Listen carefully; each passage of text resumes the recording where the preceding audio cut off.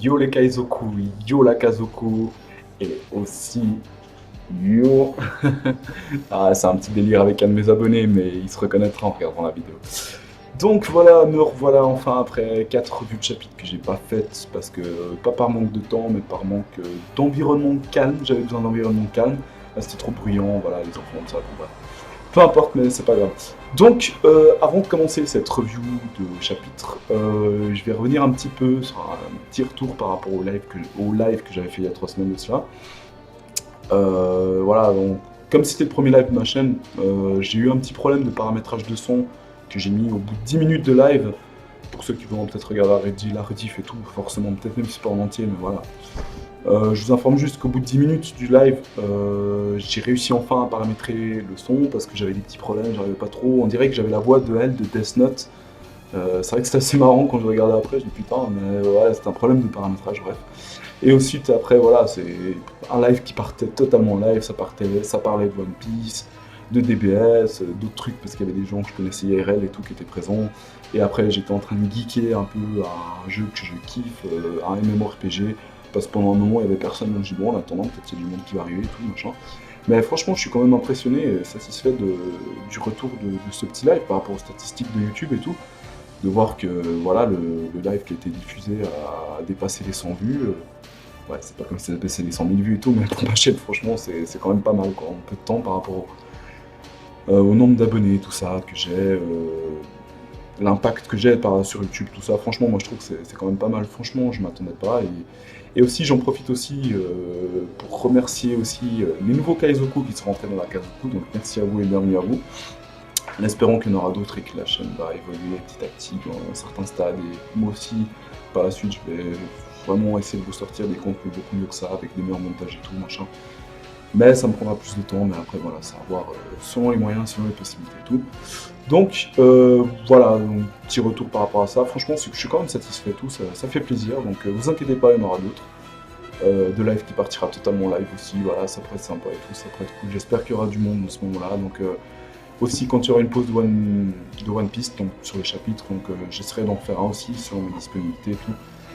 Donc voilà, simplement vous aurez une petite annonce comme j'ai fait la première fois, hein, donc restez aux aguets, la prochaine pause One Piece le samedi même ou le samedi d'après justement, voilà, pour ceux qui veulent parler, qui aiment parler de One Piece, je pense comme beaucoup, hein, voilà, venez simplement sur le live et tout, ça pourrait être sympa, franchement ça va être cool et tout, j'espère vraiment que, voilà, il y aura plus de monde que la dernière fois, mais je suis quand même satisfait, voilà. Donc, parlons un petit peu de ce chapitre maintenant. Donc, voilà, je ne vais pas vous faire un résumé, parce qu'on sait déjà ce qui s'est passé, vous le savez aussi, mais voilà, je vais vous interpréter plutôt ma manière de voir le chapitre, comment moi je vois les choses, qu'est-ce qui me fait, voilà, de manière totalement live, comme d'hab, parce que j'ai le chapitre sous les yeux derrière l'écran. Donc, malheureusement, je ne peux pas vous le mettre en arrière-plan, hein, sur l'écran que vous voyez, parce que sinon... je risque de prendre un strike, j'ai déjà des plaintes de droits d'auteur par rapport à voilà, les musiques de One Piece que j'utilise derrière et tout. Et franchement, je m'en fous quoi. S'ils veulent faire monétiser pour eux les vidéos, franchement, allez-y, je m'en tape, c'est pas un problème.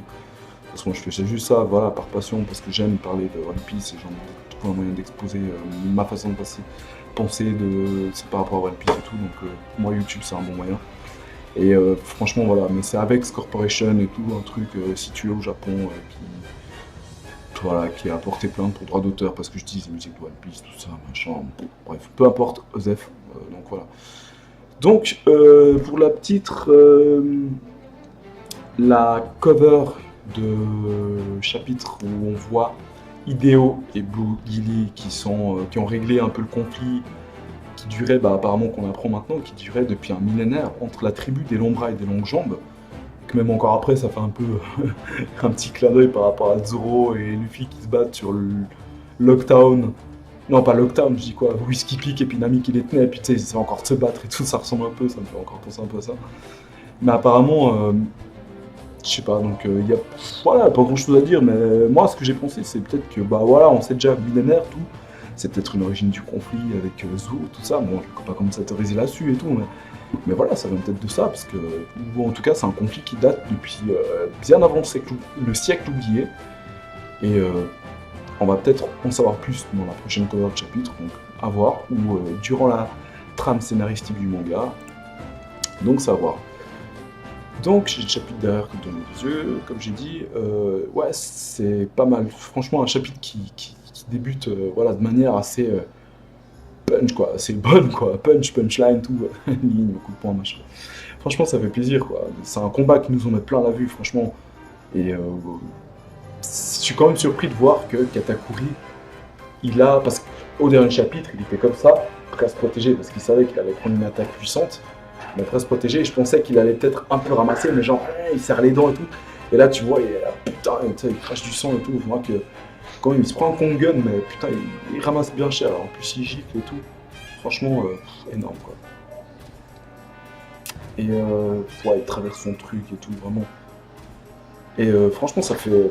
C'est bien de savoir, de voir que, voilà, on a des explications par rapport à la compréhension de Luffy sur l'origine de la force de Katakuri, l'origine, comment fonctionne son pouvoir, comment il arrive à être voilà, aussi puissant, et aussi en même temps c'est quelqu'un de perfectionniste et tout, machin, on a vu ça avec la Merienda et tout ça, et que voilà, c'est même confirmé après par Katakuri qu'au moment où Luffy il avait son Red Hawk et que Luffy pensait qu'il n'arrivait pas à le toucher, et que Luffy pensait qu'il était invincible, c'est que ça l'a juste traversé, parce qu'au moment où Luffy tapait, bah, Katakuri faisait que de modifier son corps pour que Luffy passe à travers, vu qu'avec son acquis d'observation, voilà, c'est quelque chose qui est expliqué, qui est dit par Katakuri, donc... Mais, c'est quand même... putain, c'est quand même énorme, quoi. Tu vois qu'il prend cher et tout, quoi. Il essaye, à un moment, ouais, il essaye de... Putain, j'ai dit que j'ai menti, bref, pas grave. Il essaye de se protéger avec du haki, Katakuri, enfin, il a mis du haki pour se protéger, parce qu'on voit qu'il est, ouais, il est un peu ramassé, mais voilà, en fait, vu qu'il utilise le haki, il se concentre sur son haki de l'armement, il n'arrive pas à utiliser son haki de l'observation, et vu aussi par rapport au fait que il n'arrive pas à être calme et serein, comme il dit, le haki de l'observation, enfin, à sa manière de l'utiliser, comme lui l'utilise de manière, pas juste savoir où se trouve la personne et d'anticiper, mais de voir un peu dans le futur, il n'arrive pas à l'utiliser tant qu'il n'est pas calme et serein, et là, il est en train de stresser et tout, il est en train de... Et là, boum, quoi, il se prend des enchaînements d'attaques de Luffy, un espèce de deuxième coup, je sais pas si c'était un Kongen ou un coup normal et tout. Mais ça fait plaisir, quoi, de voir que putain, que putain, ouais. Même aussi après, quand c'est marqué, le Busho Bugyu, ce n'est pas le haki de l'armement pour la note de traduction. C'est que même quand ton armure ultra solide, c'est qu'au moment où Katakuri a fait son armure ultra solide, pour moi, hein, ce qui se passe, c'est que, pour moi, déjà, voilà, pour commencer, il faut savoir que moi, je pense que Katakuri est un paramécia spécial, d'où spécial sa particularité, et parce que Katakuri est un paramécia à la fois corporel et productif, avec des propriétés de Logia, un petit peu genre comme à la manière de Trebol ou comment dire, peut-être pas Trebol, mais plutôt Magellan un peu. Mais même Magellan, sans acquis, il se prenait quand même des coups alors qu'il était en poison, un peu de type corporel et productif, ou non, c'était différent, c'était différent. Parce que Magellan était un paramécia productif. Mais il se produisait une sorte d'espèce d'armure qui faisait à ce que quiconque le touche, même s'il se faisait atteindre par les coups de Luffy, bah, il allait avoir du poison, parce qu'il revêtissait son corps de... Voilà, il se faisait des espèces d'habits en poison, si on veut, quoi. Donc, voilà, quoi. Et Katakuri, il est à la fois productif et corporel, pour moi. Et en plus, avec un éveil qui est beaucoup mieux maîtrisé que de Flamingo, parce que pour moi, l'éveil, c'est pas, voilà, l'éveil est comme ça, de Katakuri, non, comme ça, et l'éveil de Flamingo est comme ça. Non, pour moi, les deux, l'éveil, c'est comme ça, mais c'est que la maîtrise de Katakuri est comme ça, et celui de Flamingo est un petit peu en dessous. Parce que c'est clairement évident, quoi. Katakuri maîtrise beaucoup mieux l'éveil à une utilisation, enfin, ouais, une maîtrise, une utilisation de l'éveil encore tellement plus grande, tellement mieux, enfin, plus grande, ouais, voilà, quoi, que de Flamingo. C'est évident, ça se voit, quoi, par rapport à ce qu'il fait et tout. Mais pour moi, quand il a fait son attaque, là, il a enduit ses points, pour revenir sur ce que je disais, ses points de Moshi, il les a durcis, parce que voilà, le Moshi peut devenir ultra dur, et où il les a durcis simplement en mettant du haki, de l'armement, mais pas du haki juste, voilà, j'imprègne un peu de haki. Il a imprégné de haki de manière comment dire ça, plus intensive, si je peux dire ça comme ça. Qui fait à ce que, voilà, Luffy en temps normal, en mettant juste du haki, en se tapant, bah, il allait se faire mal. Un peu genre à la mode, ça fait un petit peu un clin d'œil par rapport à Doflamingo quand il voulait taper, puis qu'il était comme ça, genre quand Luffy était en Gear 4, quoi. C'est que c'est un peu pareil comme Luffy. Luffy, il est en normal, il met du haki, son haki va être moins puissant que si Luffy utilise du haki en Gear 4. C'est qu'en Gear 4, il utilise trop de haki, même Doflamingo, Trafalgar Law le disait, il utilise trop de haki, c'est que sa manière d'imprégner le haki était trop grande, quoi. Il imprégnait trop de haki, quoi, dans ses bras, en mettant le Gear 4, mais c'est ça qui faisait une putain de puissance et qui rendait le revêtement de son haki plus fort, quoi. C'est un peu comme, si vous voulez, un petit peu comme Zoro contre Pika. Même Zoro le disait,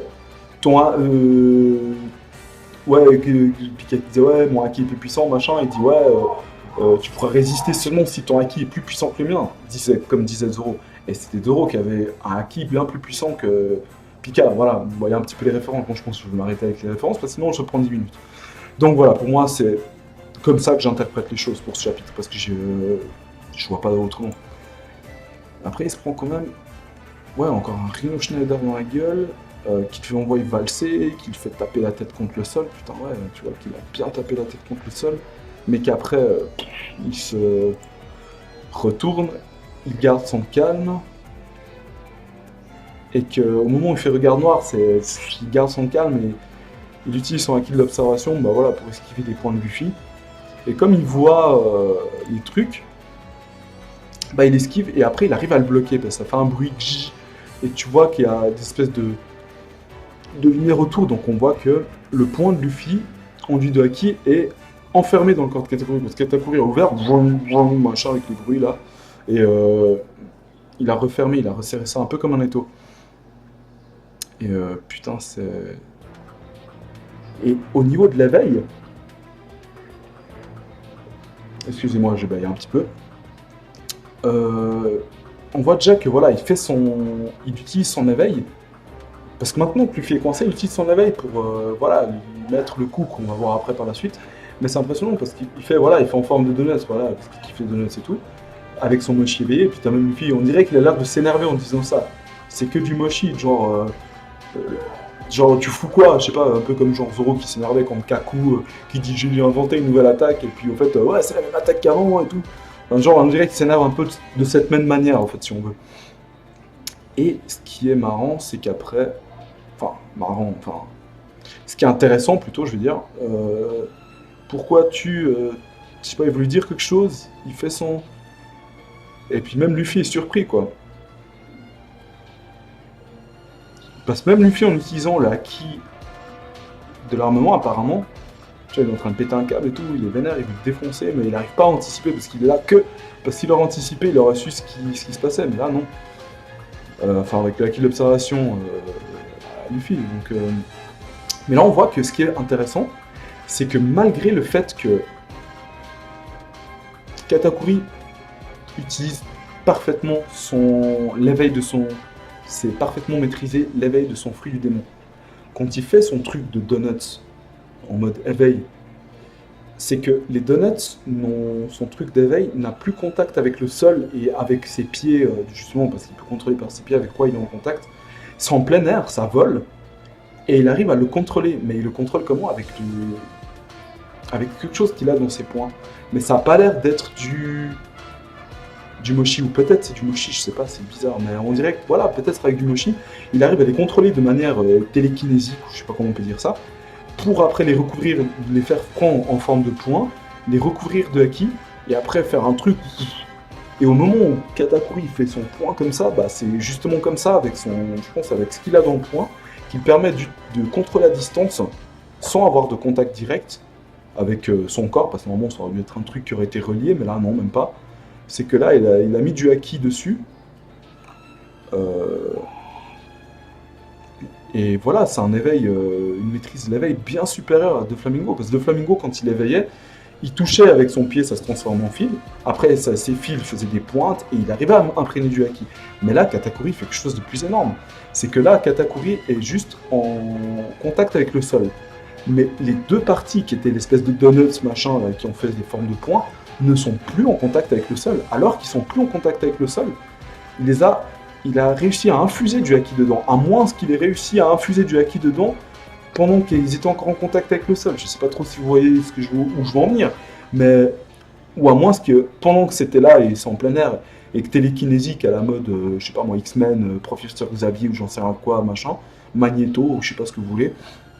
Ce qui se passe, c'est que pendant que c'est en plein air, il arrive en plein vol, il arrive à maîtriser, à utiliser ses mochis éveillés de donuts, à faire la forme de point, à transfuser du haki dedans, de manière mais juste abusée, et après encore de foutre un putain de coup à Luffy, qui voilà, il y a des éclairs parce que voilà, ça atteint, même si ouais, apparemment Luffy a quand même mis du haki par instinct, on va dire, je dirais ça, parce que c'est noir, il y a des éclairs, et que juste après ce coup, on voit que Luffy, la tête qu'il fait, bah voilà, on voit qu'il ramasse, c'est des éclairs et tout. Donc choc dû au choc des haki, assez puissant quoi. Mais c'est pas du haki éveillé, hein, attention, pas par rapport à Météo et tout. Non, c'est juste du haki, voilà, imprégné de manière plus distincte, plus forte quoi. Parce qu'ils peuvent mettre un petit peu de haki, juste voilà, j'en mets un petit peu pour toucher quelqu'un, ou j'en mets pour vraiment. Parce que l'autre il en met aussi, et puis il faut que je le défonce quoi. Donc je pense qu'ils peuvent contrôler ça, bah, un peu comme le ki dans DBZ, si vous voulez, je sais pas. Tu fais une petite boule pour exploser juste un petit rocher, là, je sais pas, Trunk et Krillin qui explosaient le laboratoire de Gero pour chercher l'entrée et tout ça. Et quand ils font une putain de boule parce qu'il faut exploser l'ennemi, il faut essayer de l'atteindre. Vous voyez, c'est un peu le même principe pour moi, je verrais les choses comme ça. Mais selon la logique de One Piece. Et là, d'après moi, comme il est comme ça, c'est que avec le coup qu'il a pris, il n'a pas su maintenir sa forme en Gear 4, Luffy, et il perd son Gear 4. D'ailleurs, même pourquoi il perd son Gear 4, parce que même Katakuri le dit, tu n'auras pas d'autre ouverture. Te revoilà revenu au point de départ. Et ça, ça veut clairement dire que Luffy a perdu son Gear 4. Ce qui fait un petit peu peur pour la suite. Mais ça, en même temps, c'est normal. Ça aurait été trop facile que Luffy, même avec un retournement de situation, vas-y, il le défonce et puis qu'il arrive à le battre comme ça. C'était obligé que voilà, Katakuri, voilà, quoi, il reprenne un peu le dessus, quoi. Mais c'est aussi intéressant de voir que Luffy a quand même réussi à maintenir sa transformation en Gear 4 jusque-là et de lui mettre quand même des coups assez puissants et puis d'atteindre son adversaire. Même si le temps d'espace, de temps, peut-être ça a duré, je sais pas moi, 2 minutes dans le truc, ou peut-être 1 minute. Je sais pas trop la limite de temps, comment elle est définie là-dedans. Là. Il a réussi grâce à ça. Grâce au fait que, bah voilà, en bouffant tout le mochi, il est devenu tout gros, après il a commencé à courir, pour perdre du poids, récupérer un peu des forces. Dans le chapitre précédent, bah c'est grâce à ça, bah, sinon il n'aurait jamais pu. Il aurait pu faire son Gear 4 comme il voulait le faire, mais il n'aurait pas maintenu longtemps.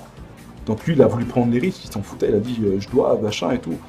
Et bah, Katakuri lui a récupéré des forces en faisant sa merinda parce que c'est la base de son fruit, qui est à base de sucre forcément, donc il a besoin de sucre. Le sucre c'est la puissance par rapport à ça.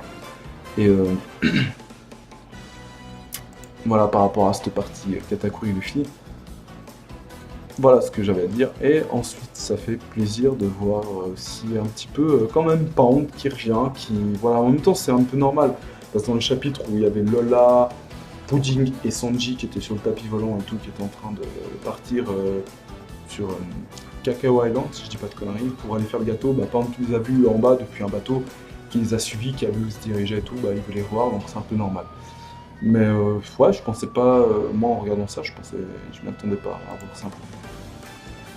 Et je pense qu'il va sûrement l'avoir, mais il va avoir un truc. Bon, après, je vais en revenir après. Et aussi, ce qui est pas mal intéressant, la partie où Brûlé qui pense que voilà, que Luffy va perdre, nanana, elle se marre, oui, hi, hi, hi, machin et tout ça et tout. Ça fait quand même plaisir de voir que inconsciemment, elle donne l'info à Pudding, bon, à Pudding et à Sanji qui écoutent aussi, qui entendent, où Luffy, Nami, tout ça, a l'intention de rejoindre Luffy. Et ce qui est bien, c'est que Sanji va pouvoir, bah voilà, maintenant il sait où est l'heure de rendez-vous, donc ça va faire à ce que ils vont pouvoir se retrouver et ça met en place leur échappatoire, putain, comment dire ça? Leur fuite en action, enfin leur moyen de fuite en fait, si on veut.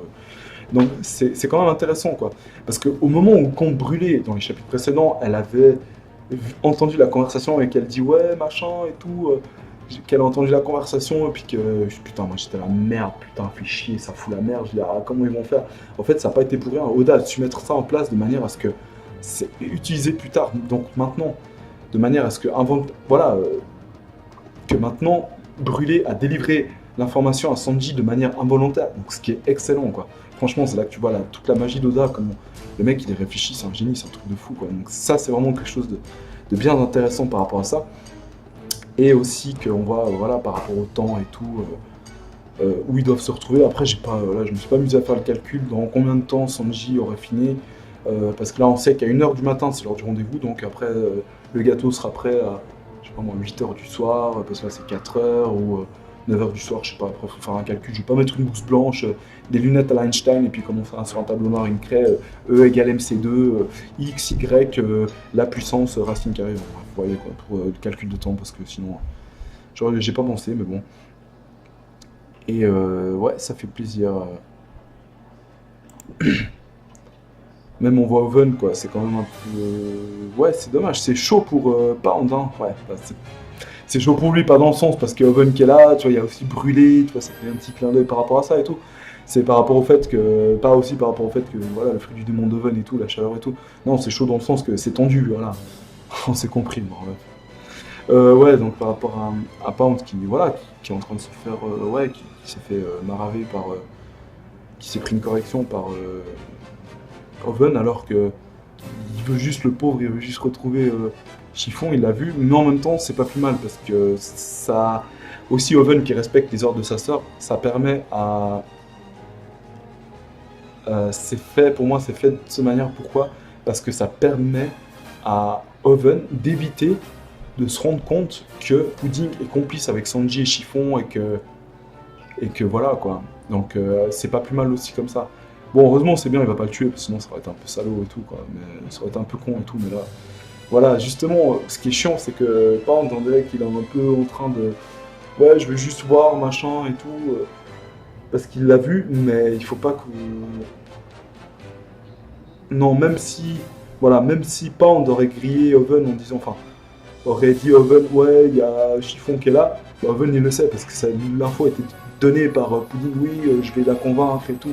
Donc là, machin, elle a dit c'est ordre et tout, faut pas nous déranger, on doit faire le truc et tout. Donc voilà, mais en même temps, c'est bien que Oven respecte les ordres parce qu'imaginez s'il serait rentré, il aurait vu Sanji en train de faire le gâteau, ouais, mais c'est une mariée, elle a alerté, machin. Ça aurait foutu un bordel et je pense que même Pudding, il aurait pas pu la gérer avec le truc des mémoires et tout, ça aurait été. Ouais, voilà quoi. Enfin, vous imaginez. Mais après, franchement, c'est excellent. Là, c'est une partie là, marrante, là, quand t'as Pudding qui s'inquiète un petit peu par rapport à ça. Ouais, fais attention, Katakuri, j'ai peur pour lui, j'espère qu'il va s'en sortir et tout. Puis t'as le Luffy, puis Sanji qui sort sa punchline et tout, en mode beau gosse et tout. Ouais, t'inquiète, ma belle et tout. Ouais, alors aujourd'hui, ce sera sa première défense, tout va bien, qu'on se lance sur le gâteau, tu sais. Et puis Pudding, putain. C'est juste excellent. Putain, au moment où j'ai lu ça, je me suis marré, quoi. C'est comme un con, mais franchement, voilà, pour ces chapitres, vous êtes obligé de me marrer. Tu vois, la fumée sort de la tête de Lady Pudding. Elle est passée dans le four. Quoi? C'est genre, pas du tout. Elle se cogne avec des cœurs et tout. Putain, c'est juste excellent. Enfin, c'est ce que j'adore, franchement, avec Oda, c'est qu'à chaque fois où t'as un moment, t'as genre une punchline, t'as un truc sérieux, t'es là, tu te dis, ah ouais, putain, et tout.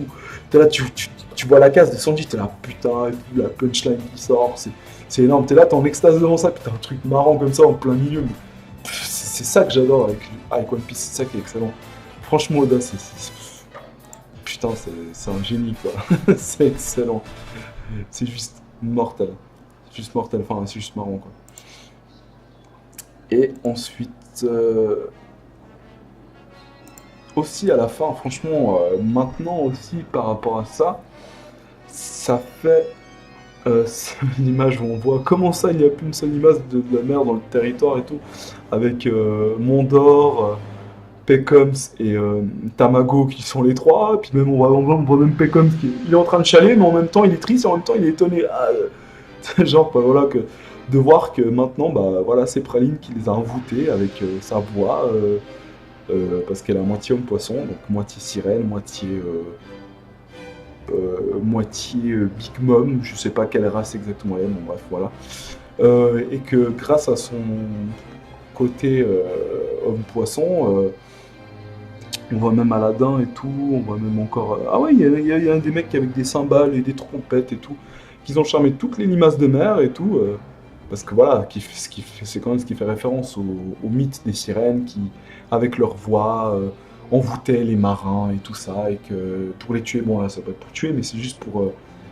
Voilà, et là maintenant on a compris, voilà, qu'est-ce que Chopper et Brooke, enfin, ce que Chopper avait vu en pensant ah, une sirène, bah c'est ça qu'il avait vu de loin. C'était Praline qui était en train de faire une mise en place par rapport à ça, aux hommes poissons. Donc voilà quoi, c'est juste énorme quoi. Et ça reprend bien le thème voilà, des trucs des sirènes comme je disais. Et aussi ce qui se passe, c'est que maintenant, cette fin de chapitre, comme on l'a marqué, que ouais, et même d'ailleurs, il y a même, non pas seulement par l'image, la fin de chapitre, mais par rapport à ce que Mondor il dit, maintenant on ne pourra plus empêcher un seul foutu bateau de s'échapper. Ça, c'est la préparation et la mise en place pour la fuite du Sunny. C'est juste obligé. Déjà, voilà, déjà c'est deux indices que Dan nous laisse. Par rapport à ce que Mondor dit, et par rapport à voilà l'image de fin de chapitre, en voyant Praline qui arrive à charmer toutes les limaces de mer. Donc là, ils ont perdu tout contact avec la surveillance des millions, ouais, des millions, voilà, des millions de limaces de mer qui faisaient normalement référence, quoi. Franchement, c'est excellent. Donc voilà, par rapport à ce que j'allais dire pour ce chapitre. Donc maintenant, on va passer un petit peu à la partie revue hypothèse. Donc, pour la suite, moi j'imagine des choses comme ça. J'imagine que à la suite du chapitre, quand on va voir la suite, bon, à la suite, oui, au chapitre prochain forcément, donc c'est une hypothèse. Ce qui se passe, c'est que moi je pense que Luffy aura perdu le Gear 4 et que il aura besoin de... Bah oui, quand on sait, il perd le Gear 4, il a besoin de 10 minutes, ou peut-être plus, ça dépend de son état de fatigue. Peut-être que là, il aura besoin de 15 minutes, peut-être que là, il aura besoin de 5 minutes, là, ça ne peut pas durer longtemps, on ne sait pas, mais je pense que 10 minutes, ça ne sera pas suffisant, genre peut-être qu'il a besoin de 20-30 minutes. Mais comme il ne pourra pas rester dans le monde des miroirs pendant 10 minutes, 20 minutes ou même 30 minutes, pour récupérer son acquis et un petit peu récupérer un peu de force, pour maintenir sa transformation de Gear 4 et pouvoir... massacrer, enfin maraver Katakuri et tout, je pense que... parce que voilà, en restant dans le monde des miroirs, forcément, avec le acquis de l'observation de Katakuri, sans même avoir besoin de regarder dans le futur, il va savoir exactement où il est. Donc peu importe où il va se trouver dans le monde miroir. Moi j'imagine que Luffy, voilà, en plus c'est bien qu'il a été valsé par Katakuri, qu'il a été loin.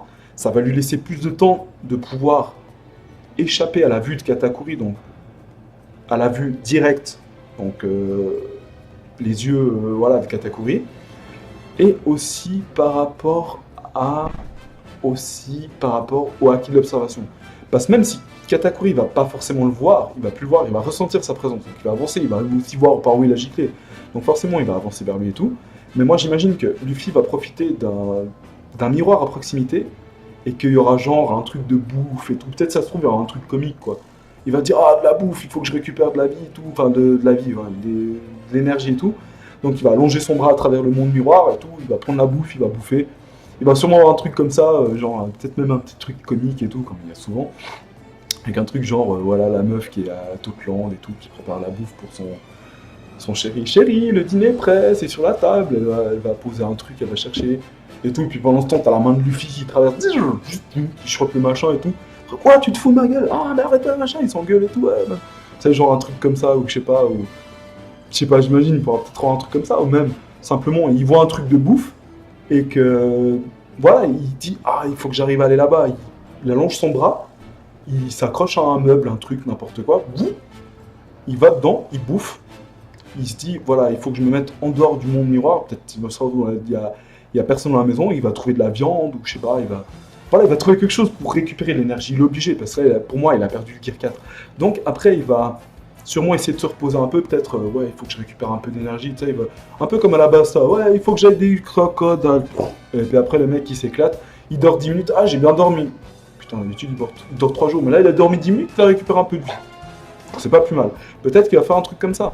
Donc, dormir hors de portée des miroirs, voilà, du miroir où il se trouve, pour pouvoir récupérer son acquis et un peu d'énergie. Pour pouvoir, voilà, troisième round contre Katakuri, parce que là, comme ça, il va pas y arriver. Et pendant ce temps, Katakuri qui le cherche et tout, il va être là, putain, il est où? J'ai senti sa présence, mais d'un coup, je sais pas, il a disparu, c'est bizarre et tout. Et pendant qu'il est en train de tilter, il est en train de chercher, il dit, mais j'ai ressenti sa présence ici, mais il n'y a plus. Et puis peut-être il va se dire, ah, il a dû prendre un des miroirs, mais il va forcément, vu que le monde miroir de brûler est tellement rempli, il va commencer à regarder partout, il va peut-être essayer de mettre sa main, il va dire, ouais, vous avez pas vu quelqu'un, machin, ah, Katakuri-sama, non, non, machin. Je sais pas, il va y avoir sûrement un truc comme ça, à mon avis. Moi, je vois les choses comme ça, après. Bien sûr, je peux me tromper, hein, mais voilà. Mais moi, je pense que ça peut se passer comme ça peut être intéressant d'ailleurs. Et ensuite, après, voilà, par rapport à la suite, et après, il va revenir, et puis là, ça va être la fin du chapitre, parce qu'entre deux, ils vont montrer autre chose. Mais en pleine forme, enfin voilà, de nouveau en Gear 4 et prêt de nouveau à en découdre, pas en pleine forme, mais prêt de nouveau à en découdre. Et c'est parti pour le troisième round. Et par rapport à la suite avec... parce que là ça va aussi passer avec Pound, machin ou quoi, enfin peut-être pas Pound, mais par rapport à Sanji et le gâteau, ils vont être là, voilà, le gâteau est fini et tout. Et peut-être pas fini, mais je sais pas, ouais, peut-être qu'il va être quasiment fini, quoi. Non, parce que quand ils ont parlé, elle est tombée dans le four, non. Donc je pense que le gâteau est bientôt fini, puis peut-être que ouais, le gâteau sera peut-être bientôt fini, tout ça, et que ils vont l'emmener. Après, ouais, ça a pris plus de temps grâce à ta méthode, Sanji. Tu as un truc pour accélérer, parce que le temps qu'ils ont besoin pour faire le gâteau, ça se trouve, ça va être un peu accéléré dans le sens où, ah, mais on a une technologie qui nous fait ça, parce que les Garman nous a apporté comme cadeau. Il va y avoir un truc comme ça, je pense, de remerciements. Alors, ils nous ont fait un truc qui fait, je sais pas, il y aura peut-être un truc comme ça se trouve. Enfin, ouais. Bref, mais j'imagine qu'ils vont presque avoir fini le gâteau et que Sanji et tout ça, ils vont rester dans la maison, attendre un peu que tout le monde se barre et tout, et partir discrètement avec Lola, Lola qui... Pas Lola, Chiffon qui part de son côté pour rejoindre BJ, et aussi peut-être Sanji qui part de son côté pour attendre le point de rendez-vous où ils doivent se retrouver avec Nami. Mais comme il a le acquis de l'observation, bah, il va les détecter, il va détecter leur présence, il va être comme ça et tout. Ah, je les vois, machin. Il va y avoir sûrement un truc comme ça, et puis pendant ce temps, Oven et tout ça, ah, Dame Pudding, enfin Pudding-sama, Pudding, machin, Serette, tout ça, allons apporter le gâteau à Big Mom avant qu'elle fasse un carnage, oui, vous inquiétez pas, machin, et puis en se disant, j'espère que Sanji. Voilà, j'imagine un peu un truc comme ça, mais bon, voilà. Sinon, bah voilà, j'ai pas trop d'idées, donc voilà, c'est sur ça que se finit cette revue de chapitre avec petite hypothèse. Hein. Voilà, donc moi je vous remercie, enfin je remercie tous ceux qui ont regardé cette vidéo jusqu'à la fin. J'espère que vous avez pris du plaisir à la regarder, même si elle est un peu longue. Oh, putain, ouais, c'est vrai que c'est long. Même si elle a été longue, et comme autant de plaisir comme moi j'ai fait à la faire. Et comme d'habitude, bah voilà, n'hésitez pas à liker cette vidéo, à la partager, ou à me faire part de vos commentaires. Comment pensez-vous que Luffy a perdu le Gear 4? Comment voyez-vous la suite des événements? Qu'est-ce que vous en pensez et tout? Donc voilà, à me faire part de vos avis en commentaire. N'hésitez pas aussi, voilà, comme d'habitude, les Kaizoku, vous savez quoi faire pour rentrer dans la Kazoku. Et aussi, sur ce, en attendant, je vous dis portez-vous bien, et à la prochaine pour une nouvelle vidéo One Piece. Jan et les Kaizoku.